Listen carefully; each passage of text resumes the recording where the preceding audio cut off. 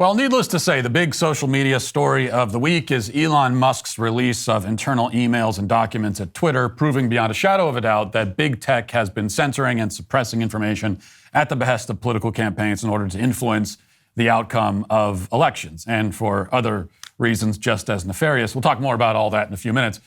There's another social media story that has caught my attention, though, as well. It may not have the same political implications, but it points to what I think is an even bigger problem. In fact, a much bigger problem.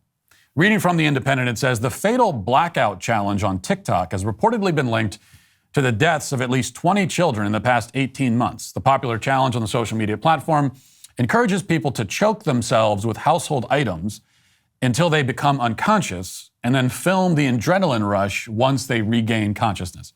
At least 15 of those children who died while filming the challenge were aged 12 or younger, according to data compiled by Bloomberg Business Week. 5 of the victims were aged 13 or 14. The Blackout Challenge is a modern incarnation of choking dares that have been around for years but have been made more accessible to children through social media platforms.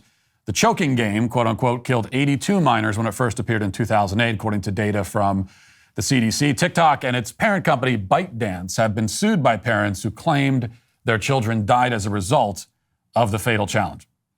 Now, Bloomberg goes into more detail about one of the victims in one of these stories, and it is, as you might expect, horrific. It begins, the 5-year-old boy's panicked cries echoed down the hallway of the Arroyo's 3-bedroom clapboard house in Milwaukee. It was February 2021, and he'd been playing with his 9-year-old sister, Ariane, before bedtime. Their mother was at a Bible study class, and their father was in his basement workshop out of earshot. The boy had watched Ariane climb atop a toy chest, wrap a metal dog leash around her neck, and hook the buckle to the wardrobe door hinge. Now she was hanging 2 feet from the ground, kicking and desperately scratching at her neck. A few days later, after Ariane was buried wearing a princess dress and tiara, her nails freshly painted, the boy told his parents what had happened. They were playing a game, he said, like they saw on TikTok. Now, this is, of course, just the latest dangerous trend to spread to kids through social media platforms like TikTok. Every week, it seems, there's another one. And it's not as though, as the first article mentions, it's not as though kids weren't doing hideously stupid and dangerous things before the internet existed. The Blackout Challenge itself predates social media, but social media spreads these ideas at the speed of light. Not only spreads them, it provides enormous additional incentive for kids to participate in them, because now they can do it for the likes and the shares and the views.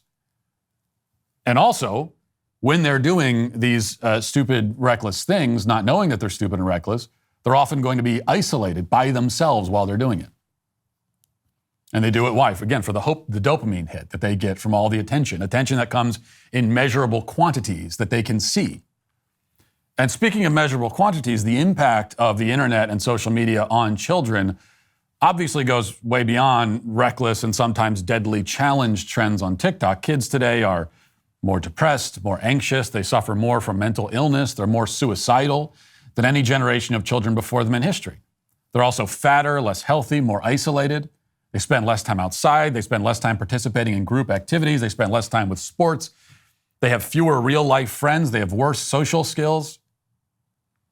And there are many factors contributing to this, but nearly all of the research, and also just basic common sense, points to one thing as by far the biggest factor, and that is their phones, the internet, social media. The average kid over the age of 13 spends nearly 10 hours a day staring at various screens, and that's just recreational screen time. Doesn't even take into account the time spent using screens for schoolwork or homework. So when all is said and done each day, there is barely any time left for anything that doesn't involve looking at a glowing rectangle. This is their life. And we have barely begun to contemplate and confront the consequences of a life lived like this so young. In fact, most adults don't seem to be contemplating it at all. According to a survey a few years ago, and these numbers have probably all gotten worse as that's what the trends indicate. But a few years ago, the vast majority of kids were given their first cell phone before the age of 13. And nearly 40% have a phone before they turn 10. And nearly 20% have a phone by the age of 8. About 10% have a phone by 6. There is even a not insignificant portion of 3-year-olds who are given smartphones. 3-year-olds.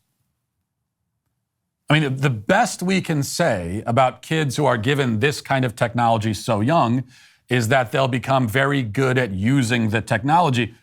But that's not saying much, as smartphones are not difficult to use. We don't call them smartphones because you need to be smart to use them. Quite the opposite, in fact. They can be mastered in about 5 minutes, even by someone who's never held one before. There's a reason why a 3-year-old can figure out how to use it. So it's not like you need to get them on it early so they'll know how to keep up with a technology-based society. You could never hand your kid a phone until they turn 18, and they'll have it figured out by lunchtime. And for the sake of getting our kids up to speed on the latest technology, the cost is that their chance of depression, mental illness, suicide, obesity, isolation, exposure to grotesque and harmful images like hardcore pornography, all of that skyrockets. They will become overstimulated, easily bored, in need of constant distraction and entertainment.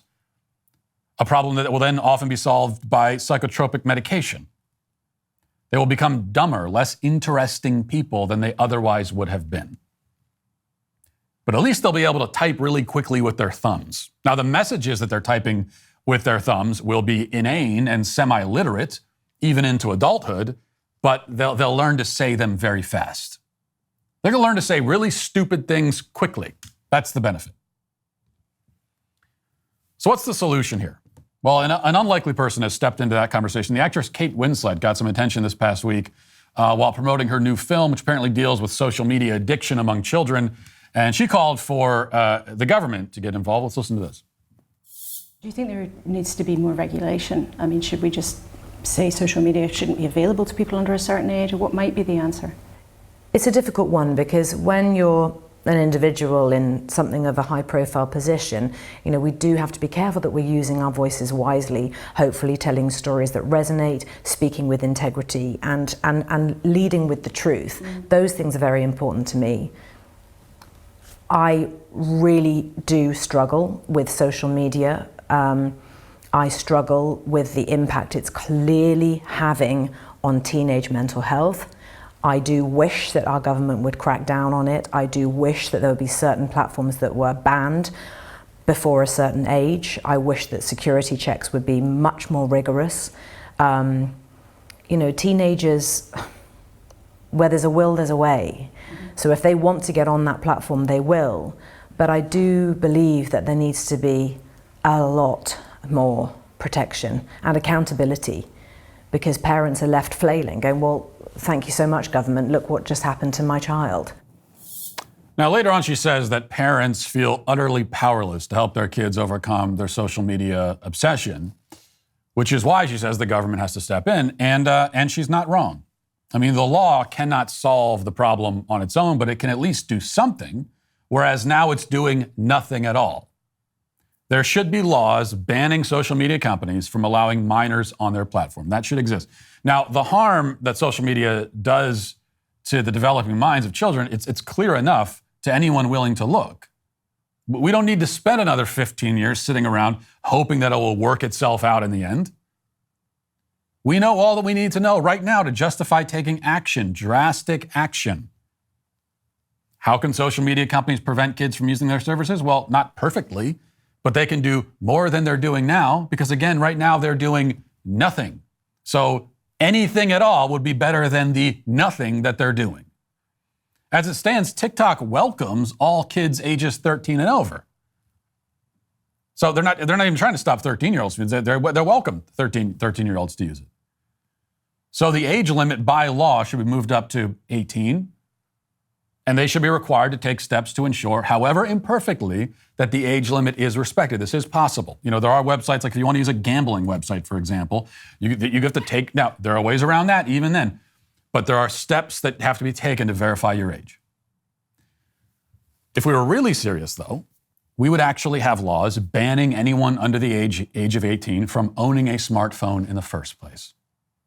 Now, this idea only seems over the top and shocking to people today because we ourselves are mindless, phone-addicted zombies, and we cannot imagine a life apart from our beloved devices.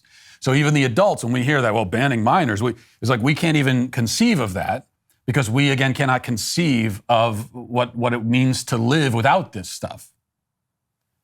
But there is no God-given constitutional right to a smartphone, especially not for minors. And we know that smartphones are addictive and they're harmful on every conceivable level. So what exactly is the argument for not banning their sale to children? Like, what's the argument for allowing Apple to sell iPhones to kids? No child has ever been harmed by not having a phone with internet connection. That's never happened.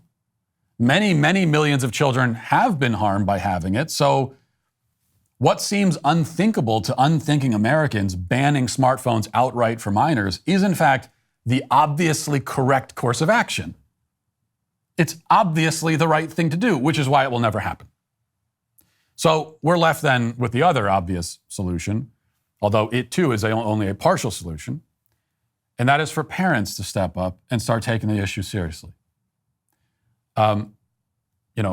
You give your kid a smartphone because it's the easiest thing to do, because it keeps him quiet, keeps him entertained, because all of his friends have one, because he says that if you don't give him one, he's going to hate you, because you feel powerless to do anything different, as Kate Winslet says. But you're not powerless. I mean, you're the parent. It's your money. It's your house. You hold all the cards. You have all the power, all the leverage. Your kid has none. Your child will not volunteer to radically depart from his peers by living a phone-free life. Even if it's the life that every kid on earth lived up until the last couple of decades, it now seems radical and unthinkable. He's not going to volunteer for that, which is why you can't follow his cues on this. You have to take the lead, which means taking the phone away. It is a problem if any of this seems extreme. Well, the problem is extreme. Again, we cannot even fully conceive. We know about so much of the damage, but we cannot fully conceive of what it will be like to eventually have a society filled with people who have been on these devices and addicted to them practically from birth. And here's the thing, you take the phone away from your kid, I guarantee, once he's older, he's not going to look back on his childhood and wish that he'd spent more time on his phone. No one wishes that. None of us on our deathbeds are going to look back and say, you know what, my one regret is that I didn't spend more time staring at that damn thing. Your kid's not going to regret it. You're not going to regret it for him. You're not going to look back and say, well, man, I just wish I'd put him on the phone earlier. No, he will thank you eventually for saving him from becoming a fat, depressed zombie like all of his peers, even if he hates you in the meantime. But that's a price worth paying. That'll do it for this portion of the show as we move over to the members block. Hope to see you there. If not, talk to you tomorrow. Godspeed.